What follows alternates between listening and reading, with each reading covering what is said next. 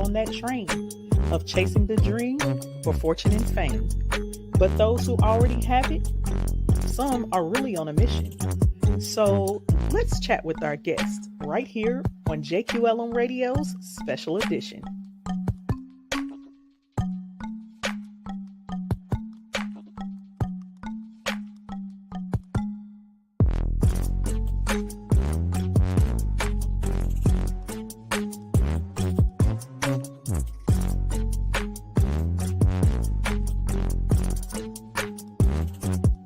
Music, Hip Hop Detective by Rockcott on Pixabay.com. Hey everybody, it's your girl Lady J. Once again, I am back. You are tuned in to Jqlm Radio's Special Edition with me right here on Jqlm Radio, a division of Ego Entertainment Network. And of course, I have another amazing and dope guest for you. But before I bring him on, of course, we have to get those formalities out of the way. Y'all know how we do this. So with that being said, if this is your first time tuning into the show or to Jqlm Radio and you would like to share with your family, friends, and followers on all the different ways that they can tune in, this is what you would share. If you'd like to share with your family, friends, and followers on all the different ways that they can tune in to Jqlm Radio, this is what you would share. You can tune in live by downloading the Jqlm Radio app on your Apple or Android devices. You can also listen live via Alexa, the TuneIn app, the Simple Radio app, and a host of other platforms of which you can find on our website, where you can also listen live at egoentertainmentnet.com/JQLM-radio. Or just visit egoentertainmentnet.com and click the button right there on the home page. You can also connect with us via our website or social media at Jqlm Radio. That's on Facebook, Instagram, and Twitter. Additionally, you can email us at jqlmradio@gmail.com. Find us under our parent company, Ego Entertainment Network, on social media at EGOENTNET.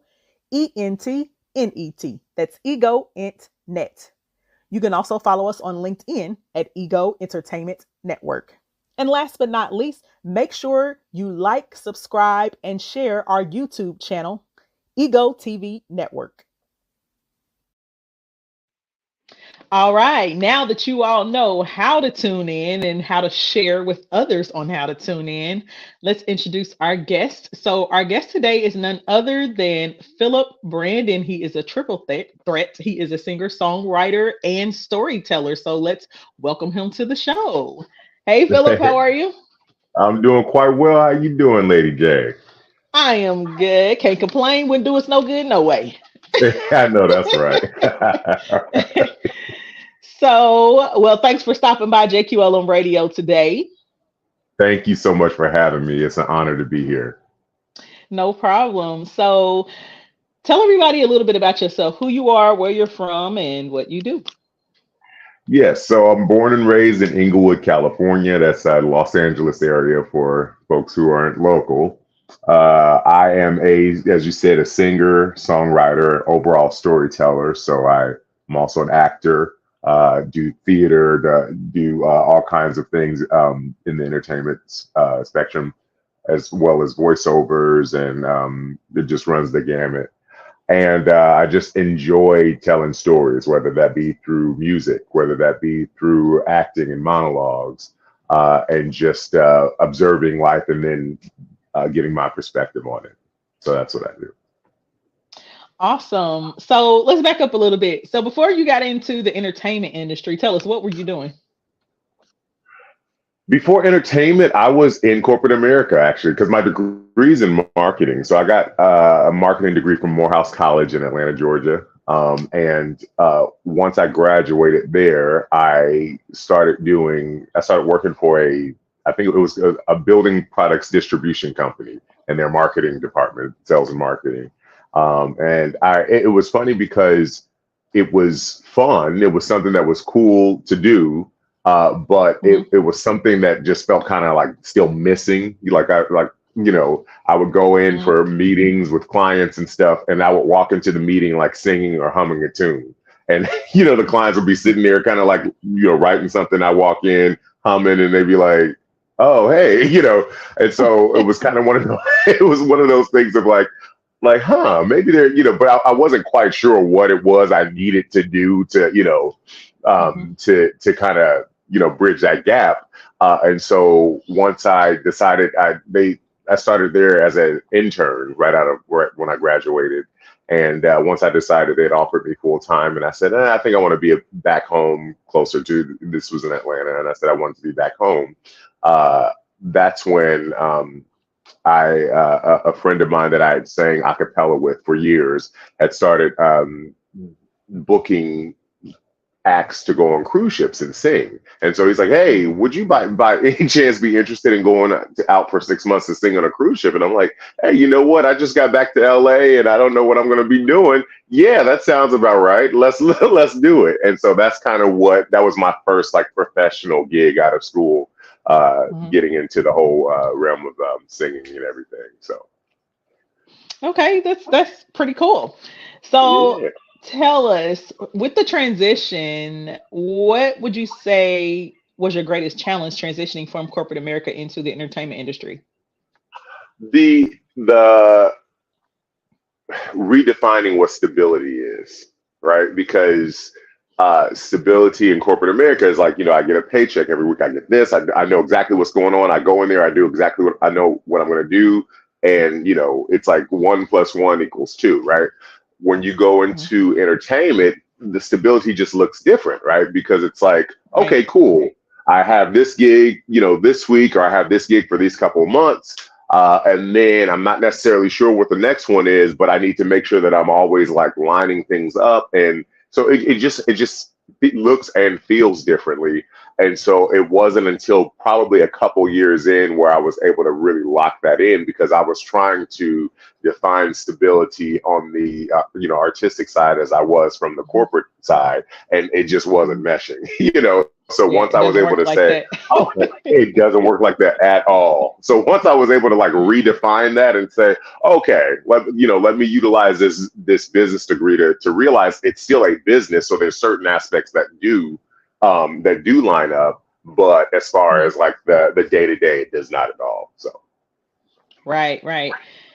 Man, it's a huge, I won't say a huge leap, just because marketing is needed in what you do anyway, because you are the brand now, so you have to be able to market yourself. So I think that was a plus though for you, transitioning out of that particular industry into one entertainment, thousand because percent, yeah, the yes. two go hand in hand, right?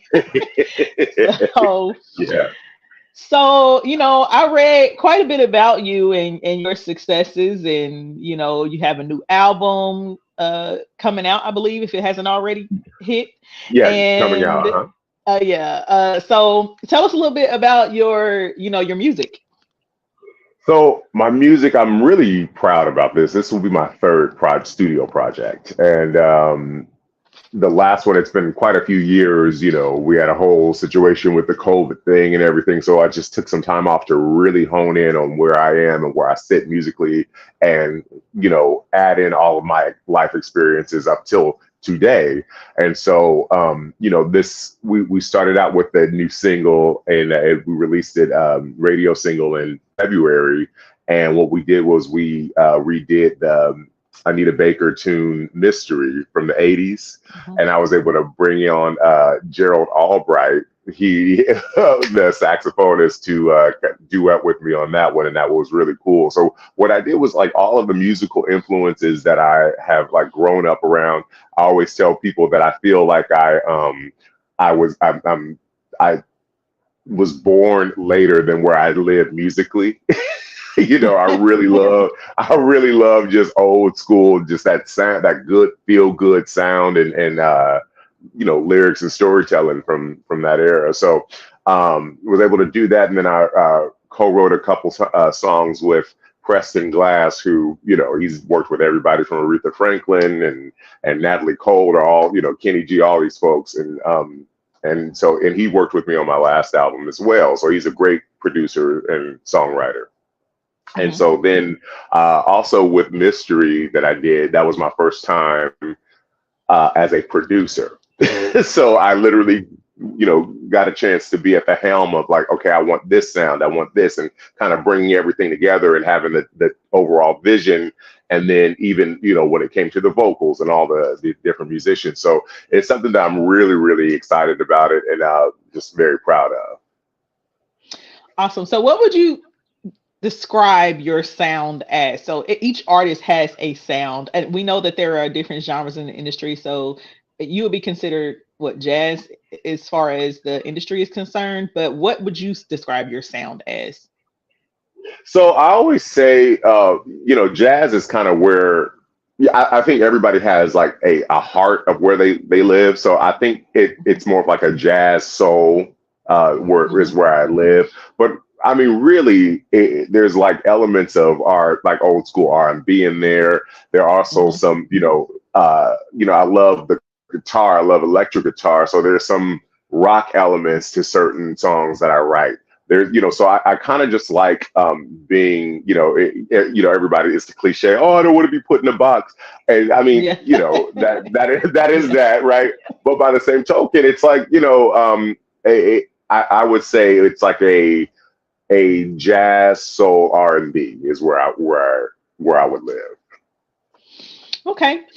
So, you told us about your, how you got started, on cruise Yeah. ships. And I know what it is to be entertainment on a boat. I've done that before. And Oh, so singing. And it was fun, but I'm not a water person, so I don't like being on the water too long. I like to be on land. right, right. so, so kudos to you. 6 months, ooh, that's a long time. But you tell us, a little bit about your acting. So just to expound on that a little bit more, what made you want to get into the acting piece? Because we do see a lot of singers, Mhm. getting into acting. Yeah, so I actually ended up doing two cruise ship contracts. So they were both 6 months apart. And the only reason I say that is because in the middle of those contracts, I think I had like 2 months off. I went to audition for. I was like, oh, well, they're doing this show. They're doing a version of The Lion King in Hong Kong. I had never done a full musical. I didn't know anything about, acting on that level. So I said, let me just go Mhm. audition. They said they're looking for singers. They said specifically they were looking for singers. And so I was like, okay, let me go. And then they ended up offering me the role of Scar. And so I went and did that. And once I was there, I was like, oh, this is new. Like, it's like a new form of expression or, like having, book scenes where I'm talking and using words and not necessarily singing on certain Mhm. parts. And so that's kind of what opened up that whole door because I was like, oh, this is something else that I could possibly explore. And so Mhm. that's what I ended up doing. And so from there, that's where I got like, kind of the courage to go audition for more musicals. And then I ended up booking the national tour of Oprah Winfrey's The Color Purple. And then I toured with them for about 2.5 years. And so it was just like, Mhm. that was like the catalyst to kind of get that ball rolling. Awesome. Awesome. Man, that's exciting. Okay. Yeah. You got to be part of Lion King and Color Purple. Wow. Yeah. And So literally like back to back. It was cool. so what advice would you give to someone that is, looking to transition out of the corporate world into the entertainment industry, but may have some reservations on, stability or maybe feeling like they, may not make it? Because we all know that you're going to hear 1,000 no's usually before you hear one or two yeses. Yeah, yeah. It's funny. I always say I get what 95, not 99 no's, and then one yes. You know what I mean? But the thing is I think it's important to remember that as an artist, you have a duty to create. Like if you're given a certain gift, like you're going to have to do that. So you may not necessarily have to jump off the deep end and say, okay, even though I got 3 kids and I'm married, I'm just going to quit my job and go. Maybe you don't have to start there. Maybe you can start with like, okay, let me start with like, how do I envision myself? How do I envision my artistry? Okay, let me Right. start creating. Let me start with a song. Let me start, just start and then expand the vision. Because when I was in college, my goal for success was, well, I just want to do entertainment full time. Well, okay, that was cool, but then I kind of met that goal quickly, because then I got on a cruise ship for a year, and I was doing it full time. So then I had to redefine it, right? So I think get started, and and then you kind of just like start redefining, and then I use the analogy of a GPS, right? Because you put in the coordinates, and if it's traffic, okay, then you got to switch, but you're still going to the same destination. So Right, absolutely. That's yeah. good. Very good. So tell us what you have coming up. What's next? So I'm going to release the actual. So I'm going to start with an EP. I'm going to release the EP in October. And then I have another radio single coming out in August. That's coming off the EP. Doing another show for that release show for the EP in October here in LA. And really, 2024 is about just the introduction of and getting the word out about the new music that's coming out, and then also planning and routing a tour for 2025 and this some late spring, early summer of 2025. Awesome. So how can people support your music? How can they get it? And how can they connect with you? So on all of the definitely, I'm up on all of the streaming sites, Spotify and Apple Music and all that. You can also connect with me on my website, phillipbrandon.com. That's Phillip with two L's. Or on all the social medias, and it's all the same. It's at Phillip Brandon and the number 2.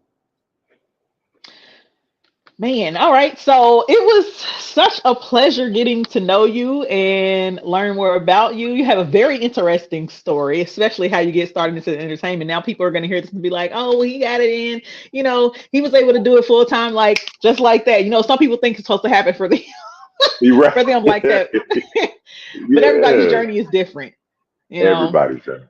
Yeah. Yeah. So I think that it's really cool the way that you were able to, just dive right in and the opportunities that you were given, so, and, the word says that our gifts will make room for us. And so you being focused, on what it is that you wanted to do and being as driven as you are, well deserving.